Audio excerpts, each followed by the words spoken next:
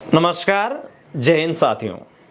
सैन्य भर्तियों की तैयारी करने वाले युवाओं जिनके लिए विगत 2 साल से सैन्य भर्तियां विलंबता के दौर में चल रही थी, उन युवाओं के लिए प्रमुख मुद्दा था एज रिलैक्शंस। जी हां, उम्र में छूट के मुद्दे को लेकर युवाओं ने सरकार के समक्ष अपनी अलग अलग मांगे रखी थी, जिनमें चंद मांगों को सरकार की ओर से माना गया था। अगर इन मांगों की बात की जाए तो एयरफोर्स के अंदर, नेवी व आर्मी में जीडी ट्रेड के अंदर युवाओं को तकरीबन नई सैन्य भर्ती योजना अग्निपथ के तहत केवल एक टाइम पीरियड के लिए 2 साल की छूट दी गई थी। लेकिन यहां कुठाराघात हो गया टेक्निकल, ट्रेडमैन और कलरक वाले ट्रेड के लिए।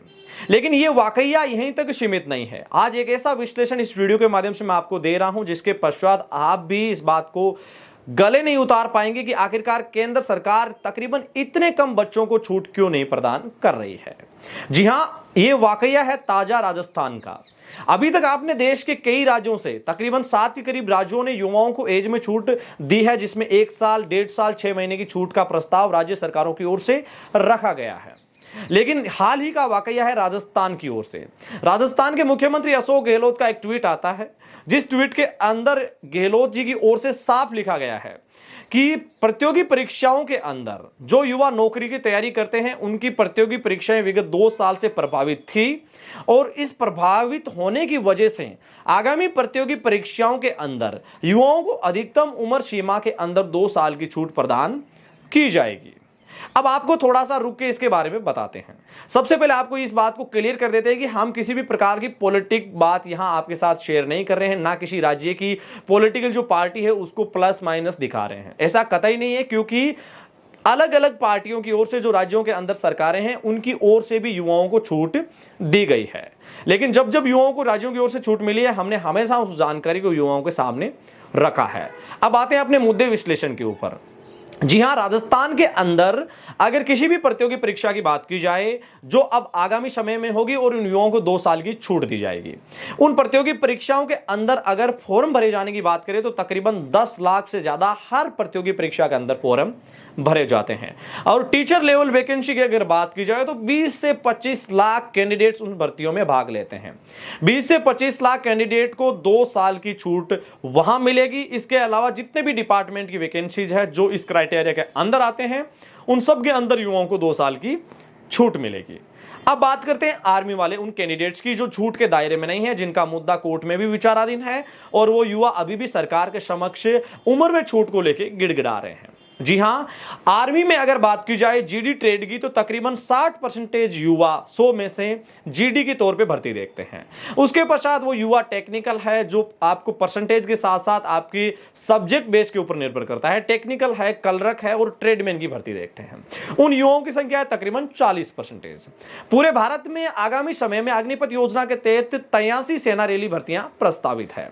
अगर एक जगह अगर तकरीबन 40,000 युवा भर्ती देखते हैं तो 83 जगह तकरीबन 30 लाख के करीब युवा पूरे भारत में सेना रैली भर्ती के लिए आवेदन करेंगे। इस 30 लाख में से 60% है वो केवल और केवल जीडी के लिए अप्लाई करेंगे। उनको वैसे ही निश्चितता के आधार पर छूट प्रदान कर दी गई है एक सेशन के लिए। हम बात करते हैं 40% की, तकरीबन 16 लाख युवा है जिनको छूट से वंचित रखा गया था। यह केवल आवेदन करता है। थोड़ा सा आपको सही विश्लेषण के साथ बताएं तो 16 लाख तो मैं बता रहा हूं, यह संख्या ऐसा भी हो सकता है कि पूरे भारत में टेक्निकल, कलरक और ट्रेडमैन से 10 लाख युवा ही आवेदन करते हैं और इतनी संख्या पर्याप्त मानी जाती है। अब आपको बताएं कि जब एक राज्य जिसके अंदर करोड़ों युवा, जी हां लाखों युवा भर्ती देखते हैं, 20 लाख से प्लस युवा आवेदन करते हैं और उन सभी युवा जिनको 2 साल की छूट भी मिलेगी, और युवा ही नहीं, टीचर्स की वैकेंसी के अंदर एज क्राइटेरिया 35 साल तक का है, उनको भी इस छूट के अंदर रखा गया है, उनको भी छूट का लाभ मिलेगा। तो फिर इन आर्म्ड फोर्सेस के अंदर आने वाली इन ट्रेड को छूट से वंचित क्यों रखा गया है? युवा ये सोचेंगे कि आज आपने इस जानकारी को हमारे साथ क्यों साझा किया, तो मैं आपको बता देता हूं कि यह जानकारी आपके एज रिलेक्शंस वाले मुद्दे जो कोर्ट के अंदर अभी पेंडिंग स्थिति में विचाराधीन है, उसके साथ ये भी हम जानकारी साझा करेंगे और कोर्ट को इस बात में भी अवगत करवाएंगे कि जब लाखों संख्या के अंदर किसी राज्य की ओर से भर्ती के लिए, प्रतियोगी परीक्षा के लिए छूट दी जा सकती है, तो फिर केंद्र सरकार पूरे भारत के उन बच्चों को राहत क्यों नहीं दी जा सकती जो वाकई में राहत पद के असली हकदार हैं।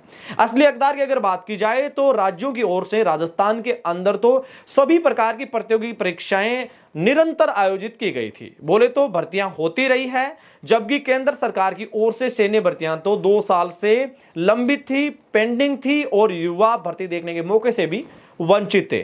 तो मेरा सीधा सा आज आपसे यही एक जानकारी शेयर करना था कि जब कोई राज्य अगर लाखों की संख्या के अंदर भाग लेने वाले युवाओं को प्रतियोगी परीक्षाओं में छूट दे सकता है, तो फिर केंद्र सरकार इन युवाओं को क्यों वंचित कर सकता है। उन सभी महानुभावों से रिक्वेस्ट है कि आप इन तमाम साक्ष्यों को भी कोर्ट के अंदर जैसे ही अगर आपकी तारीख आती है उसके अंदर या फिर इमरजेंसी सुनवाई के दरमियान भी इस बात को जरूर रखें।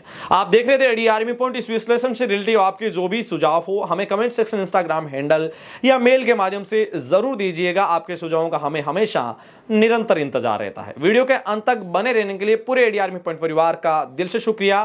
फिलहाल के लिए दीजिए इजाजत अपने मेजबान धनेश को। मिलेंगे फिर ताजा सटीक विश्लेषण भरी वीडियो के साथ। तब तक के लिए जय हिंद, जय भारत, शुक्रिया।